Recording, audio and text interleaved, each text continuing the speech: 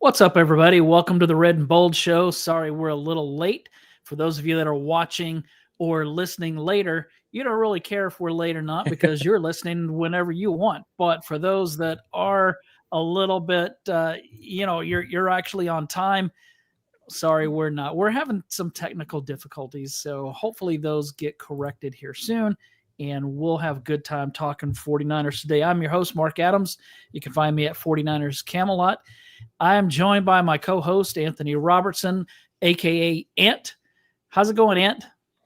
It's going good. And, it was a fun game. The 49ers beat the Raiders, and I thought it was going to end in a tie, just like it did last year. I mean, it had all the makings of that going down the stretch. Then you get the big Jaylen Mahoney interception, and then you're wondering, did Chase Lucas make a mistake by making him stay down? You got all this stuff going on. All the while, you're just hoping that Jake Moody drives the football through the uprights, which he did.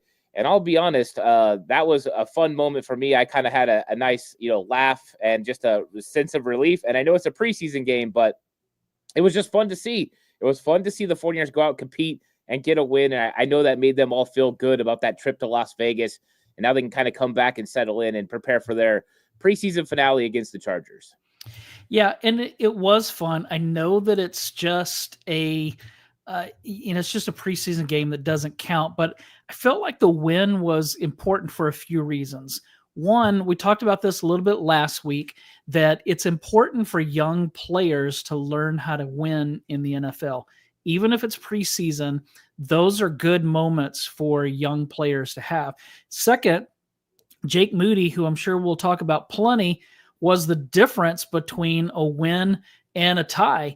He almost was the difference between a win and a loss because there was a point in the game where it was a little rough, and the crowd was the 49ers crowd was getting a little restless. But the third reason is that there were some players who played poorly a week ago that came up big in this game. And so I think that for those reasons, it was important for them to win. Yeah, one of the things that's most important for these players that are trying to make the team is consistency. That's one of the things that the team is looking for. The coaches are looking for guys who can be the most consistent and that don't have those ups and those downs. And that's hard for young players, right? You got guys that last week they either struggled or they played really well. How are they going to, counteract that? How are they going to do the next time? Can they build upon that great performance, or is it going to be another struggle for them? And so I thought we saw some guys bounce back. We saw some guys take another step forward. Maybe there were some guys who weren't as consistent as they were in their debut last week, but overall, that's what you're aiming for. And I think that we're getting a good idea of who are going to be the guys that are going to make up this 53-man roster and who the 49ers can count on early, as some guys are starting to separate themselves in some of these battles that have been going on through training camp in the preseason. It's nice to see the team, take shape, but also nice to see the team compete all the way down the depth chart, all the way to the very end, and sneak out the win. I got to say this about Jake Moody. I've never heard so many people break down the flight of a football going through the uprights than I've heard right now. It is one of the most interesting things. It used to just be, if it goes through, hey, we're good with it. But now we're like, well, it kind of went through. It had some English on it. I don't know. I'm just like, hey, as long as it goes through, I don't care. But I do think it's interesting how everyone's breaking down the flight of the ball now. Yeah, even when it was live, and I don't remember who was calling the game.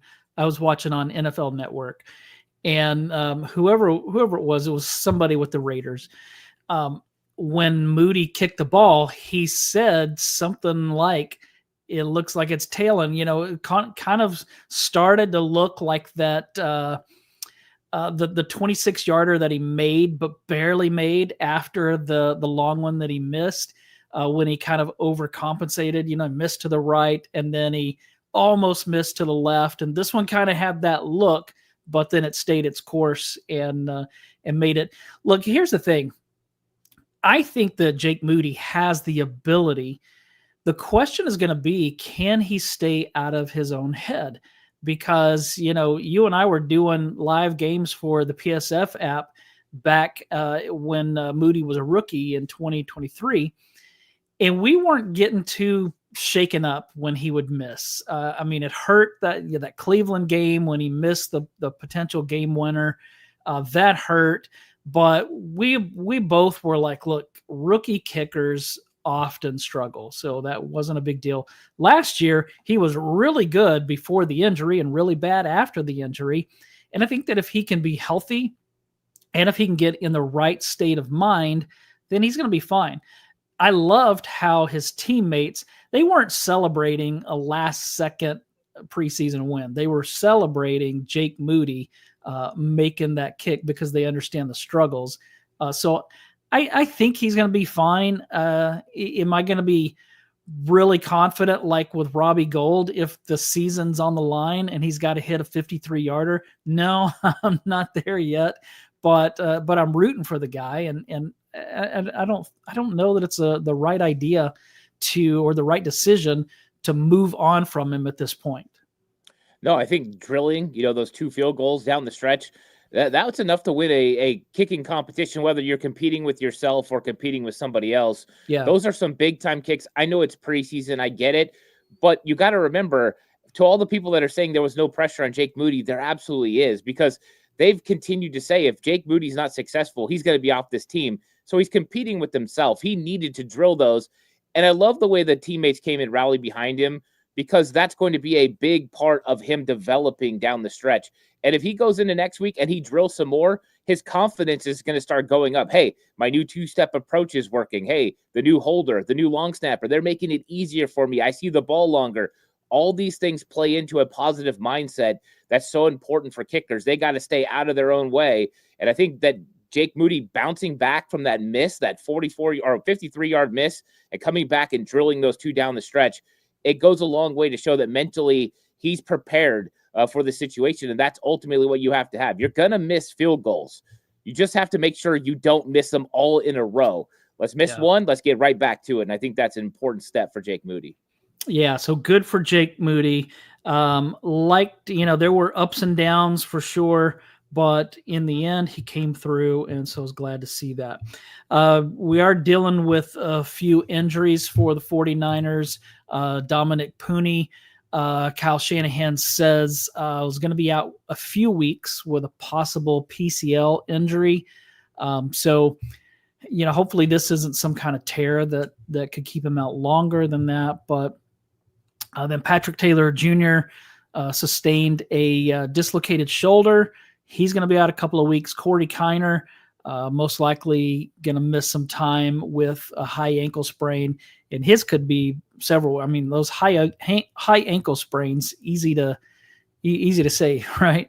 High ankle sprains are not always ones that they come back from quickly. Yeah, I think it's interesting too, because all the conversation around the 49ers has been soft tissue injuries. And then you get into this game, and every single one of them is because of contact. You had Dominic Pooney, who got rolled upon for the contact with his PCL injury. You had the running back. I just went blank on his name. He was dealing, Patrick Taylor Jr., he's dealing with the dislocated shoulder from some sort of contact. And then Corey Kiner, we all saw it. So it's an interesting development. Now, I think it makes it interesting for the 49ers roster building wise of how they handle the Corey Kiner situation, because you brought it up. He might be out longer than 3 weeks. This is usually like a 3 to 6 week injury. And if depending on the grade of the injury, it could be 6+ weeks for Corey Kiner. There's a chance the 49ers try to do some roster gymnastics with him, keep him on the active 53-man roster, tell the veterans, Jeff Wilson Jr., Patrick Taylor Jr., hey, we'll have to bring you back after we get Corey Kiner to the IR. Because I think that might be where Corey Kiner's headed. But if they put him on before the 53-man roster, they either have to designate him to return, which means he takes up one of those 2 return spots, or he's done for the season. I don't think they wanted to be done for the season, not with it just being a high ankle sprain and you already having so many concerns with that room already. So roster gymnastics are afoot for the 49ers with just 9+ days until they've got to make some roster decisions. So that one was hard to see. I thought all 3 of those guys were playing pretty well, and then you get the injury. So never something good. But once again, the 49ers are in this weird situation where the injuries are not really carrying too far into the season or into the season. Everybody's kind of getting set to come back before the regular season begins, which is good news. The only one right now that should carry out, I mean, Corey Kiner maybe, but it's for sure Kevin Givens, of guys who got hurt in training camp. Everybody else was kind of already known, the Brandon Ayuk. So it still hasn't been devastating yet. It's just a little frustrating right now, but we'll see how this thing plays out over the next couple of weeks when guys start coming back, because I think a lot of guys are supposed to start coming back in the next week or so. Yeah, and I thought that Corey Kiner he was running the ball really well, and so hated to see him go down. I don't want to see anybody get injured, but especially when you have a rookie, undrafted, playing well, fighting for a spot, and then to have him go down, that stinks. But hopefully they'll keep him somehow, because I'd hate for him to slip. Who was the one last year that got Cody Schrader? Schrader, yeah. The Rams picked him up. Yeah, and I do believe Corey Kiner would suffer the same fate. If Corey Kiner makes it to the waiver wire, there's too many teams that need running backs. The Green Bay Packers, they just signed TDP because they're dealing with injuries. Don't think for a second, with the way Corey Kiner's played through the preseason, he wouldn't be on a team like the Green Bay Packers. So the 49ers know the risk. That's why cutting a player who's a vested veteran who doesn't have to clear waivers, Patrick Taylor, Jeff Wilson Jr., getting those guys to where you say, hey, you guys come back in a day or so, is the best way to go, because you can't lose Corey Kiner, Jordan James, Isaac Arendo, just too much talent there. Yeah, speaking of running backs, LVKJ asked thoughts on Ashton Genty. The dude's he's really good. When he ran over Diamador Lenore, I was like, oh crap, that guy's a beast. Yeah, I mean, Ashton Genty, we knew he was going to be a monster. Now, the only thing I got to say, because I do like Ashton Genty, I think there's a lot of talent. I think he's going to be a really good back in this league for a long time, and he brings a heavy punch.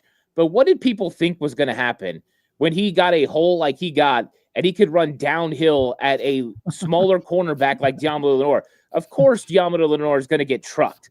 Like, who are we kidding? This wasn't linebacker on Ashton Genty or safety. This was cornerback Diamador Lenore. So I hate that Diamador Lenore is taking heat for this, because you do this 10 out of 10 times, Lenore might win one. And that's him ankle biting. You know what I mean? That's his only chance. But I thought Genty looked impressive. He looked powerful. He looked strong. But I got to mention my guy Tatum Bthoon, too, who absolutely popped him so hard. The funny thing was Genty didn't go down, but that was the loudest hit I thought of the day. Tatum Bthoon, man, he can really bring the wood. Yeah, that's a great segue, because Tatum Bthoon's one of the ones that I wanted to talk about. He continues to shine, just out there making plays. I know this is one of your FSU guys. And so, man, I like what I'm seeing from him, not just on that hit, but he's all over the place. Yeah, I tweeted during the game, I think the 49ers, especially with the way Tatum Bthoon is tackling and moving and playing, the depth of this linebacker group is superb. You just look at the starters. You got Fred, you got D. Winters, you've got Luke Gifford. And I think Tatum Bthoon is battling Luke Gifford for the starting Sam linebacker job. Right now he's playing Mike, but don't think they can't move him over in 1 second. I think those guys are in competition. I think right now Gifford's a little bit ahead, but I think that those guys are right in the mix. But that's 4 solid linebackers. Then you've got Nick Martin as your 5th, who's learning, developing, and you can see all the talent that he has. And then the question is, who's the 6th guy? But depth all over the place for the linebacker room. And a big reason why is how developed Tatum Bthoon is in year 2. And this is the Johnny Hollins, Robert Saleh, right? Working with these guys, they continue to develop and get better. They've developed so many late and undrafted free agent linebackers. And now Tatum Bthoon's just the next one. His big question marks has never been, how's he going to stop the run? How's he going to tackle? His question marks have always been coverage. He's doing so much better in his drops, his feel, the way he's reading the quarterback. This is a lot better player, and that's why I think he's in the mix, and this is going to be a lot of fun. 49ers don't have to worry, and I hate to say it, but if you have an injury, the 49ers can withstand an injury at linebacker with how these guys are playing. I even like the way that Chaz Surratt was playing in this game, and so it's a very exciting time for the 49ers with the linebacker room that they got right now. Yeah, and you mentioned Nick Martin. Liked seeing him bounce back from a difficult game in the first one. We talked about that. You mentioned that it just looked like he was trying too hard out there. He still missed a few tackles, but man, he was all over the place too. Yeah, I mean, that's the thing. the 49ers with their linebackers, they cut them loose. And a lot of these guys are built on athleticism and speed. Nick Martin is built on athleticism and speed and instincts. And as he gets more comfortable with this scheme and the offensive concepts that he's going to see as his responsibilities, he's going to be able to fly around more. That's why when you see him in man coverage, get into a running back out in the flat, out in coverage, he's flying because he's got one central thought: cover that man. When he's on a blitz, you're seeing him do it extremely fast because he has one responsibility: go. Right now, when he's reading, it's taking him a little bit longer. But as he gets comfortable and those things start to click, you're going to see this player develop. And when exactly does that happen? It happens for players at all different times, right? Dre Greenlaw did it in his rookie season. He's able to make an impact his rookie season. It doesn't happen like that for everyone. But I will say this: when it does click and everything slows down for Nick Martin when it comes to reading offensive scheme, he's going to be a problem. He's got to slow it down. He's a little too eager, but a lot of that's because he's trying to play fast. He's trying to make plays. And I'd rather have somebody be too eager right now and be wanting to make all these plays and wanting to be hustle than be lazy or lethargic or slow. So I like what I'm seeing from Nick Martin. Eventually, I think he's going to develop into a very good linebacker. Yeah, I was very pleased with him last night. Let's see, Lowbridge. Well, let's see. I saw somebody. Okay, so the Notorious GAV asked about Siegel and Marquis Siegel, and then Lowbridge brought him up and talked about how Martin was his favorite pick, but he said, "I'm loving this guy," talking about Siegel. I'm hearing that Brown, Jair Brown, might be available for trade. True story or just talk? I have not heard that, and I would be surprised if they traded away Jair Brown before Malik Mustafa returns. Now, maybe they will because they have needs at running back, receiver, corner, defensive line. You know, things are kind of thin right now with all these injuries. So I guess it's possible. I just haven't heard that. Yeah, I haven't heard it either. I wouldn't think it's out of the question, for the 49ers to continue to look around, to potentially make moves. But you've got some injuries right now at the position. Jason Pennick, we know he's going to eventually come back and be a starter, but Richie Grant, he's been out. And so you haven't really had that consistency behind. I do think Marquis Siegel could get the ball rolling with the way that he's played, that maybe if somebody was calling about Jair Brown, if it was a good enough offer or you were going to get a player at another position, you might think about it because you do have Richie Grant and you have had some good play, from those other guys, and you still have Pennick. So I think I would sort of lean towards the no, but I wouldn't say it's not a possibility because the 49ers were just in on the John Mechie trade that just happened today. He went to the Philadelphia Eagles, and apparently the Eagles outbid the 49ers for John Mechie, who's a wide receiver that fits in the system. So they're still evaluating, looking, trying to get better. It's like Kyle Shanahan says, they're always looking. So if somebody made the right offer, you never know what they would do with Jair Brown. But right now I would lean towards no. Yeah, I would too. Let's see. Okay, Jason Massey said the idea of Brown being traded is from Lombardi. He could be traded to the Jets since he was a Wilkes guy. Okay, so I haven't heard that. That's kind of surprising for Lombardi to be suggesting. Is he throwing that out as this might happen, or is he just saying, "Hey, here's an idea"? Because I haven't heard that. Okay, so let's see. Lowbridge said was annoyed with the NFL Network yesterday. First, we missed the first drive, then almost missed the final kick. So I heard about that, but I didn't. I'm not in the Bay Area, so maybe it was different for me. But I saw that the entire first drive. I saw everything. Okay, Massey said he said it a few times on his shows. So yeah, we'll see. Maybe so. All right. Let me go filthy casual. Let me go to this question. Does Chase make the team? I keep hearing there may not be space for him. Listen, if Chase Lucas doesn't make the team, I'm going to be shocked because he's been really good in the first two preseason games. And it's not only been against scrubs late in the game, he played the same way against starters in that first week.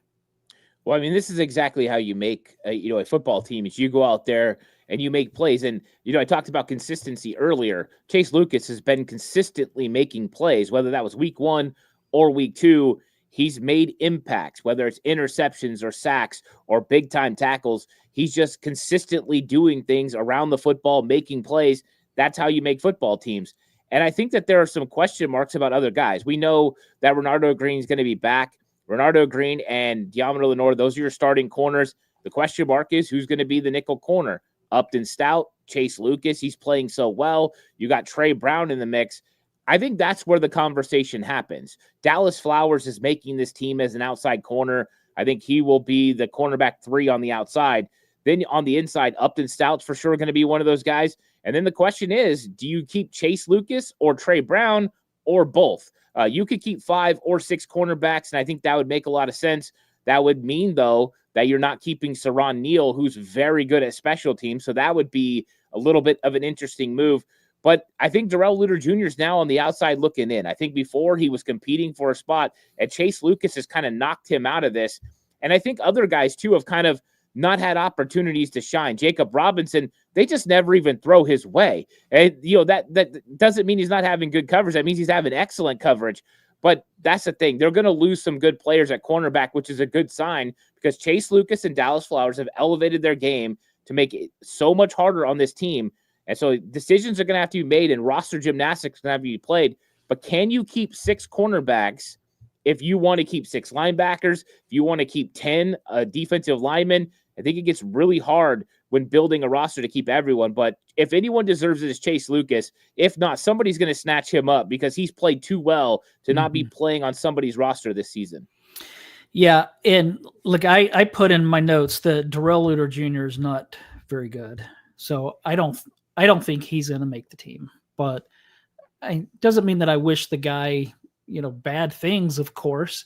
He just hasn't shown anything, and that's unfortunate. But I don't know. Do you think he's going to make it, or you think that he's just letting his opportunities escape?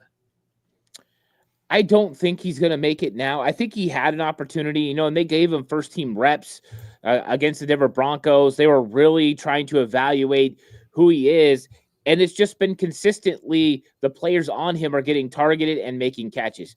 I think that there's been some good with Darrell Luter Jr. I've seen some good plays from him, and I've seen some not so good plays. I think the problem for him is he gets a little lost. He loses contact with these guys. He doesn't stay in phase with the wide receivers, and those are big things when making a football team. And I just think we've seen other guys step up and play better. Now, his one shot is the fact that a guy like Trey Brown is dealing with a heel injury right now, and if he can't come back, maybe the 49ers decide we'd rather have a healthy Darrell Luter Jr. instead of an injured Trey Brown. But I still think that that's asking a lot because Trey Brown's got versatility to play outside corner, which he played for Seattle for 4 years, or play the nickel. So to me, I think Darrell Luter Jr. right now is on the outside looking in, and I think that's tough. But I think the 49ers might find more value even in a Jacob Robinson than a Darrell Luter Jr. at this point. They just might have to cut bait. It's sad to say, but I think we've come to that point where now other players are just outplaying him. All right, I want to get to this question from Cynthia real quick, and then I'm going to give you some good, bad, and let you tell me if you agree, and then we'll get to some of these questions. Also, we wanted to hit on some PFF grades if we have time. So the question from Cynthia was the missed kick the fault of the holder or Moody? I have not watched that. I don't know if you have. To me, it just looked like live. It just looked like he pushed it, but I haven't watched beyond. Yeah, that. I haven't evaluated the process. I usually do it with the All-22 film, so I can actually see it from the end zone cam and see the angle and everything like that. I don't know. I mean, he missed it pretty good. He definitely pulled it. If it's something with the process, well, then they need to get it figured out, which I think they did down the stretch. But if it was a holding issue, that would explain it a lot. Why he pulled it so much. Maybe it was a combination of both. But yeah, I think once we get to that other film, then we'll be able to tell. All right, let me give you some good and bad. So Here's my first good. Brock Purdy to Ricky Pearsall. Good. Yeah, it is really good.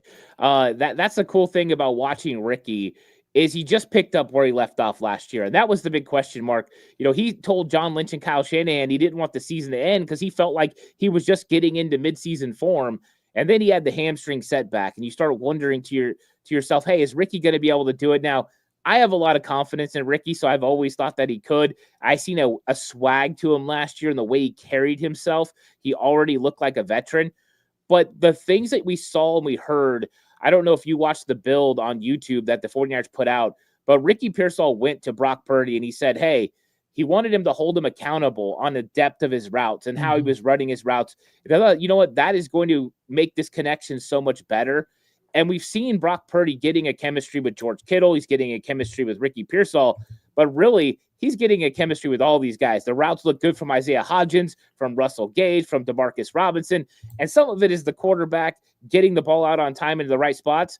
Well, guess what? Wide receivers can usually get a little bit of separation. So I love the Pearsall connection. I think that's going to be really good for the 49ers this season. I'm super hyped about Ricky.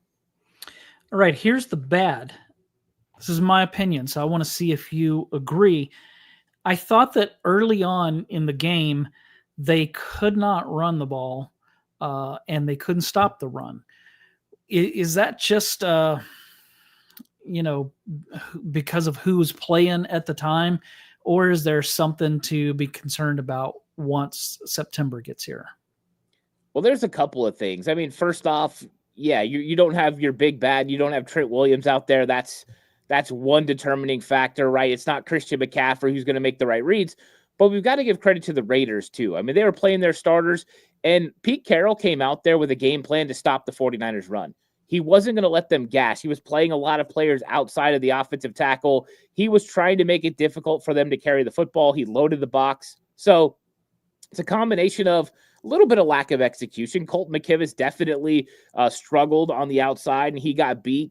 So you've seen some guys get beat. It was a combination of that, an aggressive style from the Raiders to stop the run early, and that's what happens a little bit. I'm not as concerned because I think once you start game planning, you can take a look at those things. Plus, Brock Purdy will come to the line, and if you're going to give the 49ers that kind of look, you're going to get cooked somewhere else. We're going to throw the football on you. He'll have 2 plays called. He'll be able to check in and out, and that'll make a big difference. But I wasn't too concerned about that. Now, when you talk about the defense stopping the run, yeah, I mean, there's some movement with those defensive tackles. They definitely weren't holding their ground against a powerful offensive line from the Las Vegas Raiders. We've seen Alfred Collins get pushed back some. Evan Anderson, he was getting pushed back some. Sebastian Valdez was getting wiped out.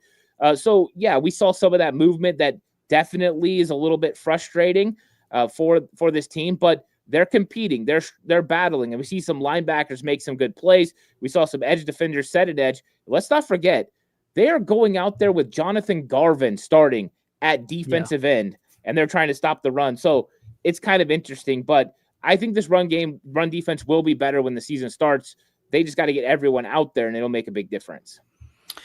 All right, here's 3 good names to throw out from yesterday.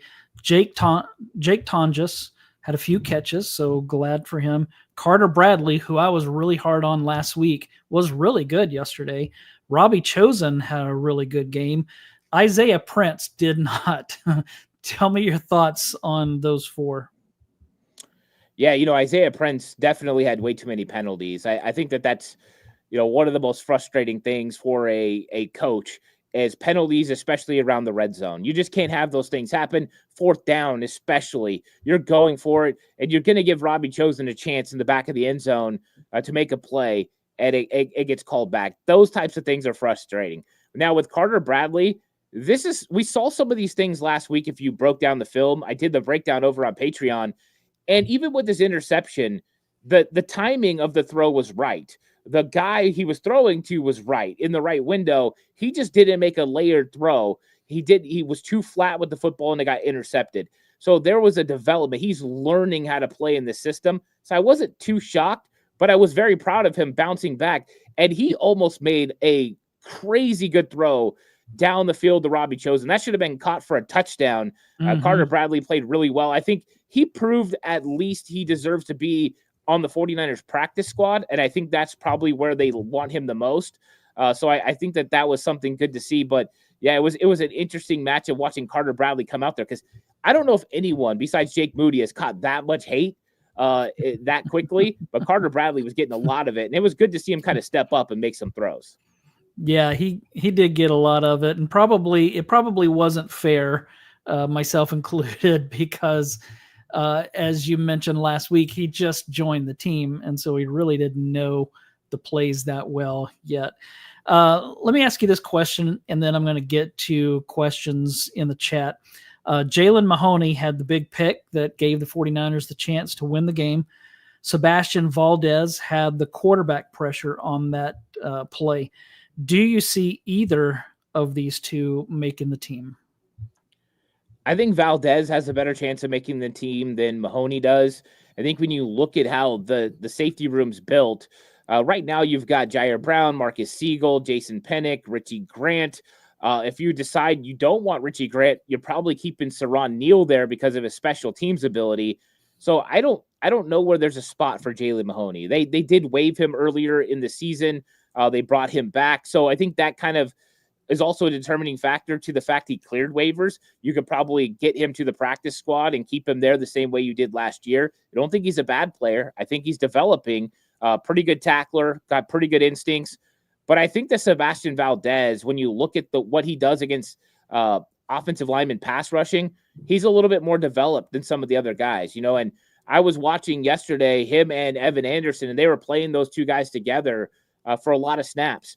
And what we noticed was both were getting washed in the run game a little bit, which Evan Anderson should be the guy that does not get moved. And Sebastian Valdez is a little bit better pass rusher. So I think Valdez might be pushing Evan Anderson for a roster spot. And I think that's the big competition between two former undrafted free agents. It's going to be interesting to see. Do you go with the upside of Valdez, or do you go with Evan Anderson, who's another run defender? Once again, Evan Anderson, CJ West, Alfred Collins, all not too different from each other. And I think that's what makes it a little bit more interesting when it comes to roster makeup. Well, what do you do there? And I don't know what Evan Anderson is going to do. I don't think yesterday was his best performance, but he just came back from injury. Maybe next week he'll play better. I think next week's going to be big for Evan Anderson. Yeah, in fact, let's see, you mentioned Evan Anderson. He was one of the 49ers' lowest. In fact, he had the the three lowest graded 49ers on defense. Curtis Robinson with a 28.4. That's pretty bad. Darrell Luter Jr. 41.0, and Evan Anderson at 45.9. So yeah, he didn't look good on the game live, and obviously doesn't sound like PFF thought that he played very well either. If Evan Anderson and the Hulk are competing for a roster spot, does that mean that Kalia Davis has the inside track? Yeah, I think right now Kalia Davis is your best defensive lineman that you're putting out there week in and week out in the interior part of the defensive line right now. I think Jordan Elliott and Kalia Davis are now on track to be your starters week 1 versus Seattle Seahawks. Kalia Davis looked pretty good again. He's flashing. He's making plays. He's putting pressure on the quarterback. He's getting down the line of scrimmage in the run game.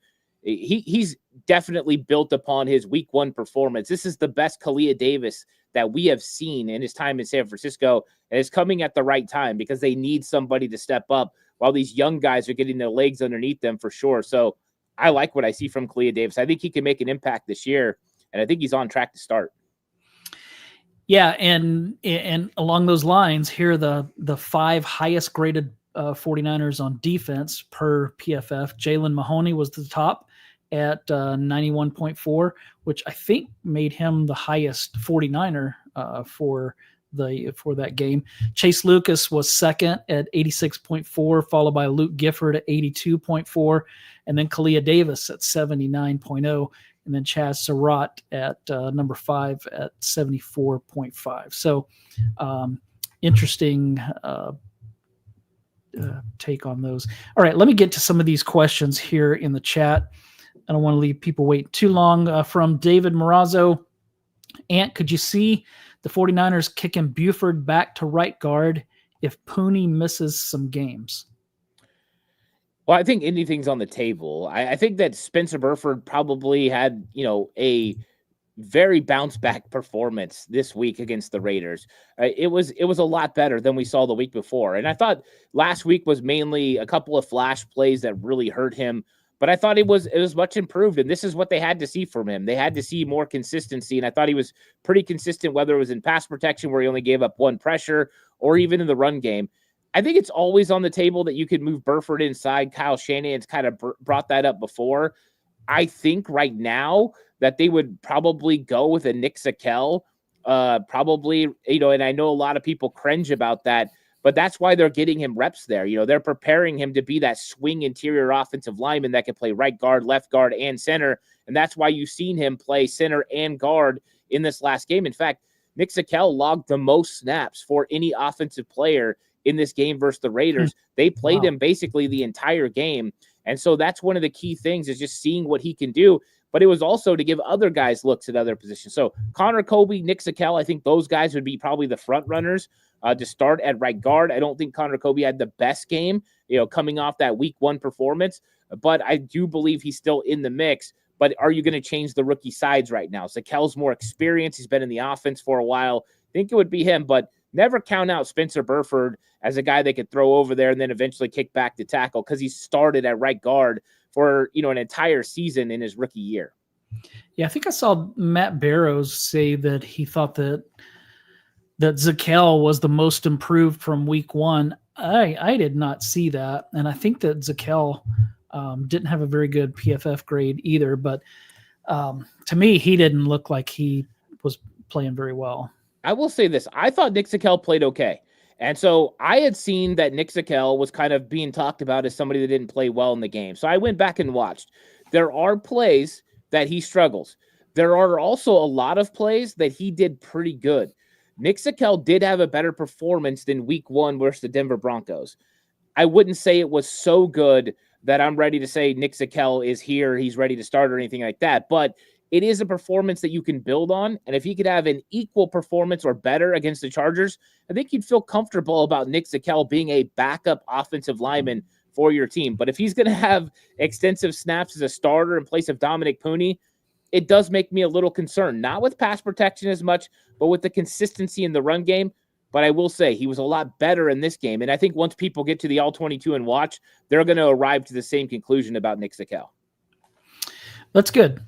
Lowbridge, can you guys explain to me how we use PUP to hide some guys? They don't count against 53, but don't they have to be put on PUP after the roster countdown? Yeah, that stuff is so confusing. Every time I have to write on IR or PUP or all of those things that they've changed the rules on, I have to look that stuff up every time, or I have to ask my editor, which is the lazy way of doing it. But that stuff's confusing. So you know this stuff better than I do, I think.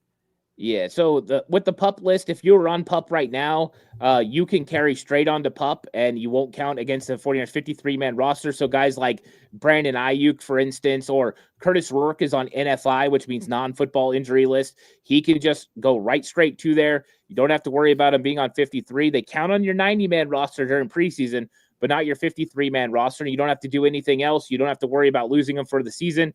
Just means they can't come back for the first 4 games. Now, when it comes to the IR, the NFL did an interesting thing last year where now they allow you to put 2 players on the IR before the official 53-man roster is defined, and then you can designate them for return, but it counts against your returns, and you only have 8 guys that can return off IR, PUP, or NFI. All those combined can come off. So not a lot of room, not a lot of wiggle room.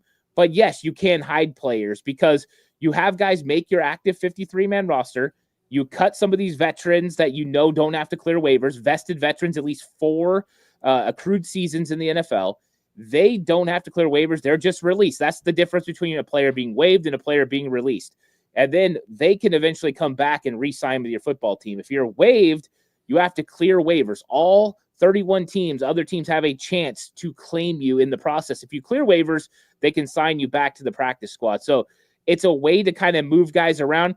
Nobody after the 53-man roster is declared will be put on PUP. It will be IR, which is injured reserve. So those are just some designation things. But, yeah, it can get complicated, and the NFL keeps changing it up every single year, and we have to keep learning the new stuff. Yeah, that's what's annoying. Let's see, from Monkey Boy 12th, thoughts on Bergen, Junior Bergen. I don't see enough of special teams impact worth giving up a roster spot for. I want a talented returner, but he hasn't shown that yet. I'm glad that somebody asked this question because in week 1, I liked what I saw from Bergen as a punt returner, but as a kick returner, I was like, eh. And then we fast forward a week to yesterday's game where the Raiders punted once, and Bergen didn't even get to return that because somebody was right there and tackled him just as soon as he caught the ball. But again, as a kickoff return guy, man, he's mediocre. He doesn't look special at all when it comes to kickoff returns.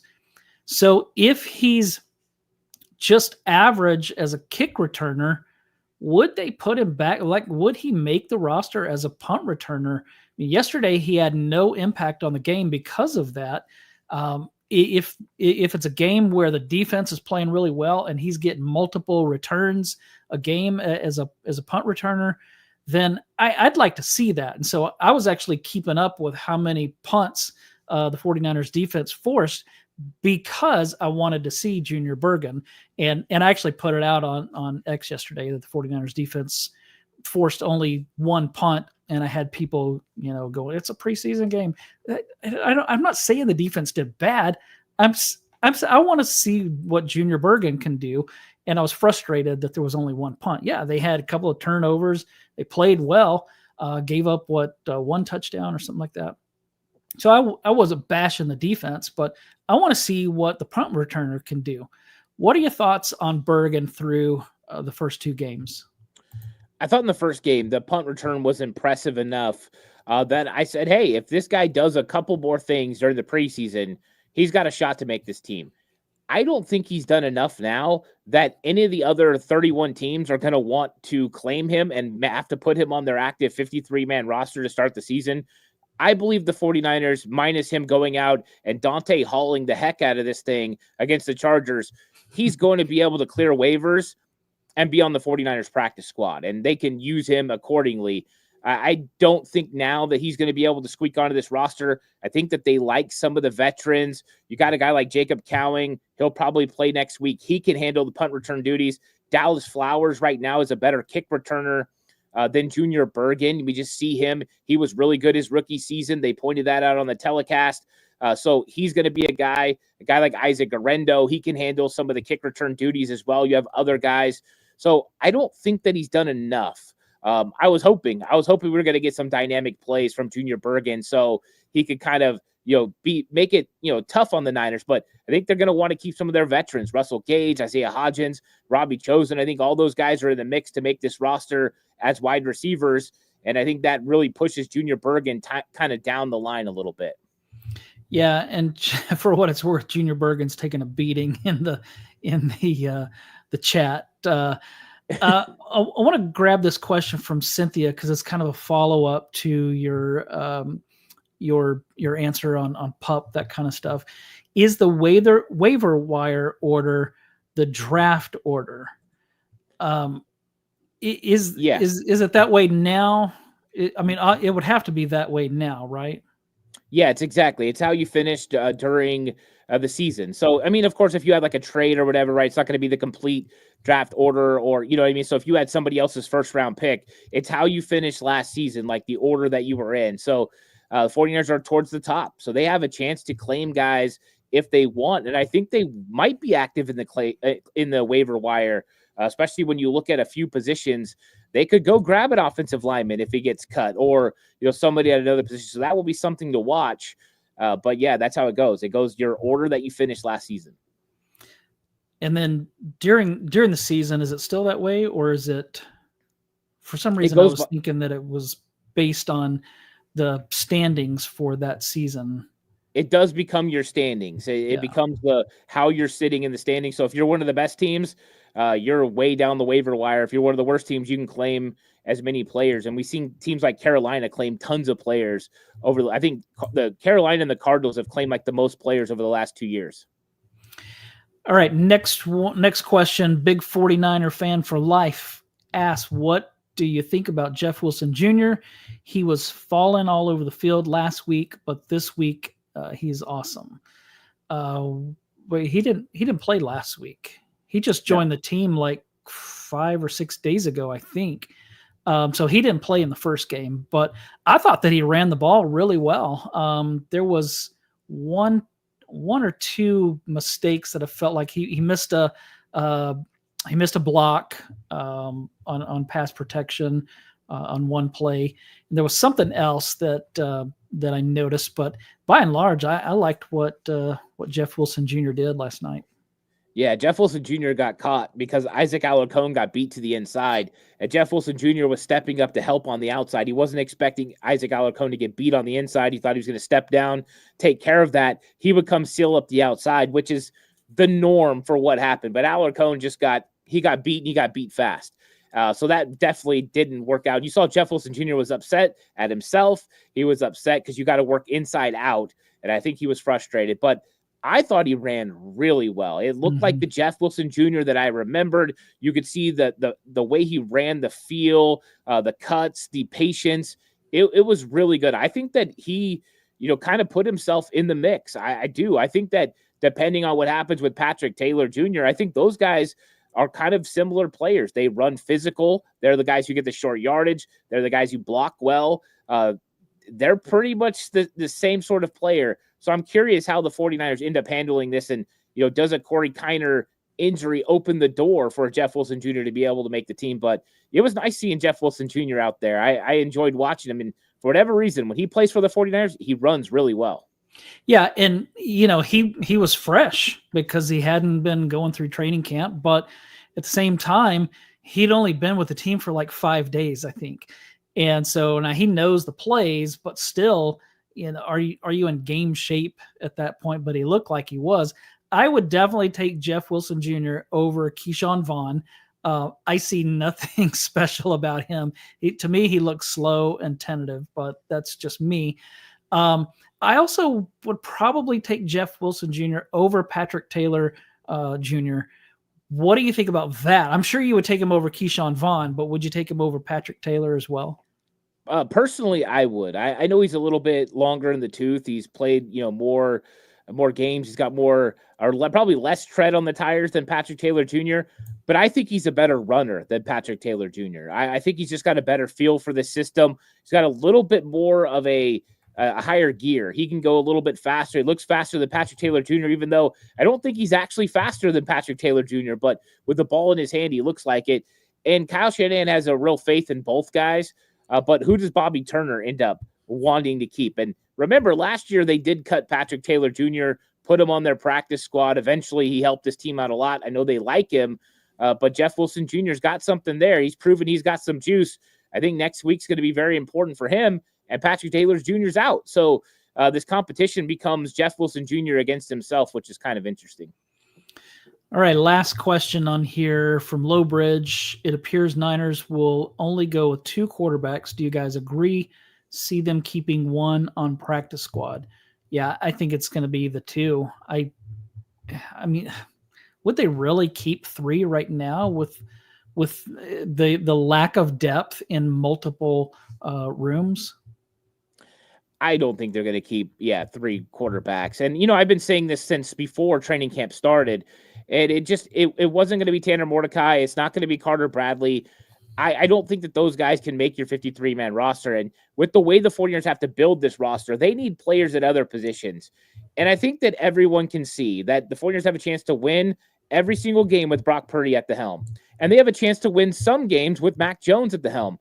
they don't have a chance to win games with Carter Bradley or Tanner Mordecai at quarterback right now. I think that Carter Bradley probably ends up on the 49ers practice squad. Last year he was on the Raiders practice squad, and I think that they elevate him as that practice squad quarterback that steps up in emergency situations that they can continue to develop. And hey, who knows, maybe next year, right, he could be a guy. But you also have Curtis Rourke that's going to eventually be able to come off NFI. So if you needed a third quarterback, you could go him as well. So I think it's an understanding that you're not a good football team without those top two guys. So what's the point of carrying a guy on your roster and losing out on one of these good cornerbacks, linebackers, defensive linemen? To me, it just doesn't make a lot of sense. Yeah, completely agree. Anything else before we take off here? Yeah, just tell everybody that if you are looking to bet when you get into the season, check out FanDuel. FanDuel is the sponsor of the 49ers Cutback, title sponsor all year long, and they've got lots of cool bets. Right now, 49ers are favored to win the West at plus 160. So if you're into betting, go check that out. I've been learning, trying to learn all the ins and outs of betting, and it's been an interesting process. They got some good prop bets too. For whatever reason, they don't think Christian McCaffrey is going to rush for over 950.5 yards. I think he's going over 1,000 this year. I got a lot of faith in my guy, Christian McCaffrey. Yeah, and on that that list of players that the NFL Network does, Christian McCaffrey was awful low on that list, and I also think that George Kittle was way too low. There were some players in front of him that I'm like, come on, these are not. George Kittle's a difference maker. Those guys were average, but that's all right. That's all we have today. Appreciate everybody in the chat. I appreciate everybody watching as well. Listen, take a moment. If you haven't gone over to 49ers Cutback, please go over there and like and subscribe to Ant's channel. Also, go check out his Patreon. He does some great things over there, and so make sure you support him there. You can find me at 49ers Camelot, or you can find me at 49ers Web Zone, whichever you prefer to. But we appreciate all of your support. We'll be back here next week to talk a little bit more 49ers. By that time, the preseason will be over, so we can hope and pray for no more injuries. Thanks, everybody. Have a great week.